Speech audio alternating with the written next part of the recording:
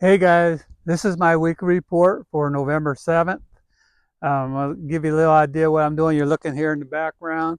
I'm over in hometown Texas at a buddy of mine, Ralph Gallian's ranch. It's a Shin Oak Ranch and Bighorn. He has two ranches out here, with full whitetails. He calls it the land of the giants.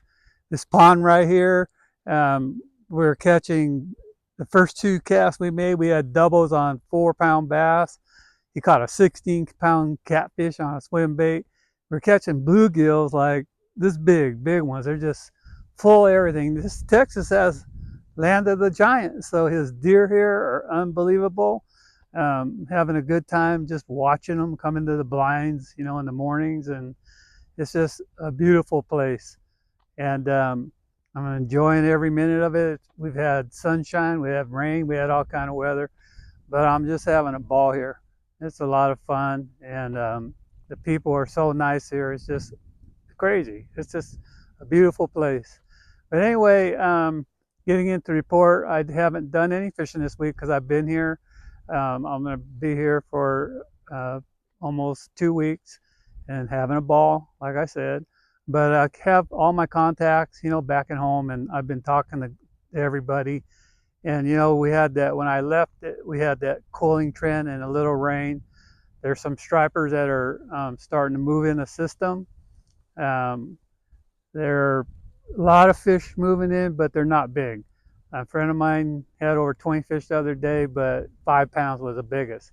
So, it's a good start. We're going to start seeing those bigger fish move in the system. When I get back, it's probably going to be just perfect timing, I hope. So, when I get back there, I'll hit the water. But last week, I did go down to Rio Vista. I launched out of Brandon Island, and we went out and looked around. And as I went towards Sherman, I noticed that the water got really stained. And then when I went over to the West Bank, it was pretty decent. Graphed a lot of fish, started spooning, and we caught a lot of stripers. But we caught them from anywhere from like this big. We even caught some that were so little. There's a spoon was bigger than the fish, and the biggest one was probably about 8 or 9 pounds. So it was a pretty decent day. Had a lot of action, and it was just a good sign that the fish are starting to move back in the Dell system. I hear all this. You hear all that racket in the back. Ralph's down here throwing some pellets out there, and there's fish boiling all over, eating the food. Everything gets fed with high protein food here, the fish and the deer. So that's why they're doing so well, and it's just unbelievable. So other than that, getting over into the saltwater, I know the crab season's open, so I called my brother, and they had trips planned and they canceled it because of the weather. The weather's been really rough out there, and you got to be careful, guys, because he told me that opening day 2 boats flipped over, one person got killed, 2 people are still missing. It's not worth it. Just wait till the weather cools and that you could get out there. So just be careful. Look at the weather before you go out there, because if them waves and winds, those waves get tall and close together, it gets really dangerous and not hard to flip a boat.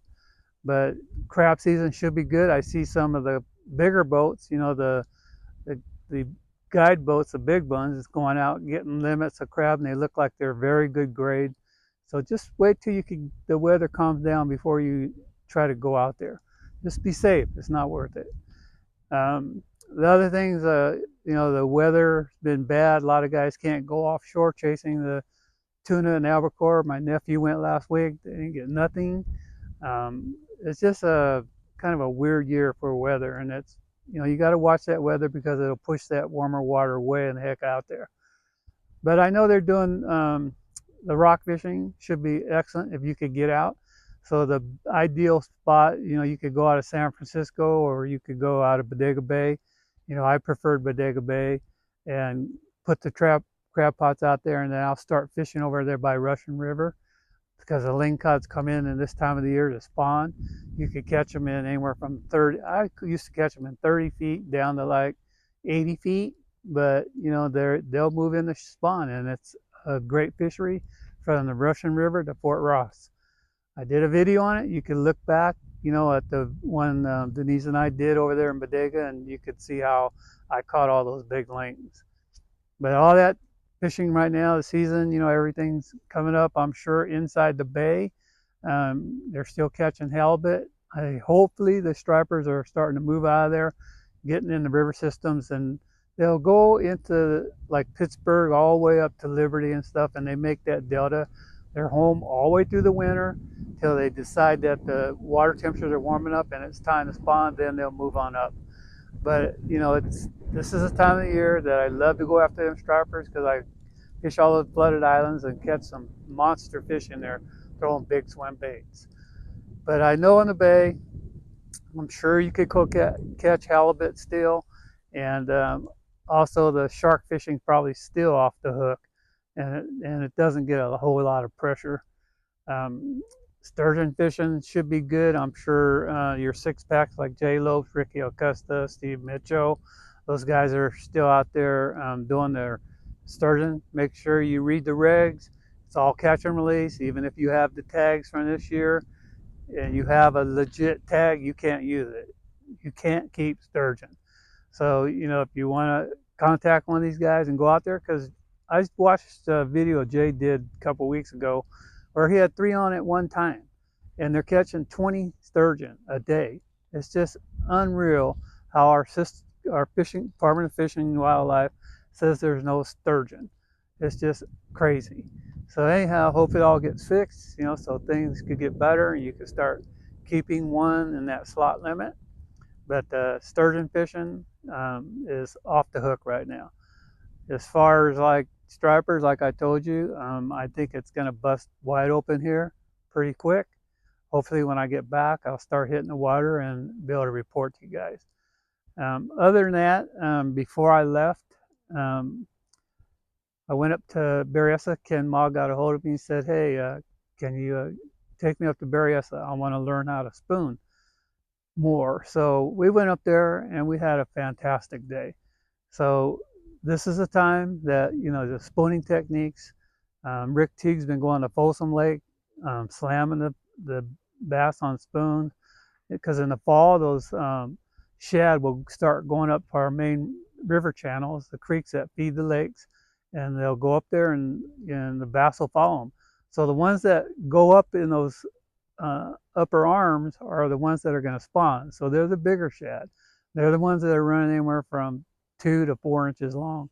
Well, if you could get on those baits, the shad balls that are big, you're going to catch big fish. I've always said, if you're trying to go catch a fish, I don't care what kind it is, if you look at the food chain, what they eat, and study it and learn where they go, what time of the year, you'll catch more fish. Because where you go where the food is, you'll definitely see the fish. Other than that, Pyramid Lake, this friend of mine, Gabe, who lives in Sparks, he been catching quite a few. He said a lot of the algae growth has gone away, so they're catching them spooning and trolling. And that's a lake that I went to earlier in the year and had one spool me, but I got him. But it's a record. If you want to catch a record-sized trout, that's the lake you want to go to, Pyramid Lake. And I noticed that when I was at Berryessa, I saw Big Nate at the dock, talked to him a little bit. He was in his new boat, and he's been still catching a lot of trout, but it's been taking me a little longer. I caught one on a spoon one day, just throwing my spoon out, letting it sink, and I caught about a 20-inch Eagle Lake trout. But Nate's been taking a little longer because the other day I pulled out of there around 12:31 and he was still out there. So, I figure he's been taking him a little bit longer. And when I'm grafting at Berryessa, most of the fish that I see are in that 30 to 45 foot range, no matter what it is. It could be crappie, it could be bass, it could be carp, it could be shad, it could be anything. But that's telling me that that's where that thermocline is. So those fish are going to be right in there. So that thermocline might be right at around 45 feet, 45 to 50, and those fish are going to be all over there. So I went out on the main lake, started grafting around in 30 to 50 feet of water, see little humps and stuff, and showed Ken what I was actually looking at, and turn around, stop, start spooning. One of us would hook one, and then the graph would light up because those fish, when they're glued to the bottom, you can't see them. So, those are some of the things that, might help you when you're going to any of these other lakes. But the trout fishing should be picking up because the weather's cooling off, and some of these other lakes, they might start planting in the next month or two. So anyway, crappie fishing, it's been off the hook. I went a couple weeks ago, probably caught over 80.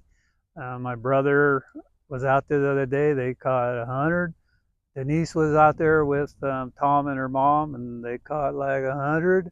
So, it's time. If you crappie fishing you want to do, right now it's the time you want to get up and get out there.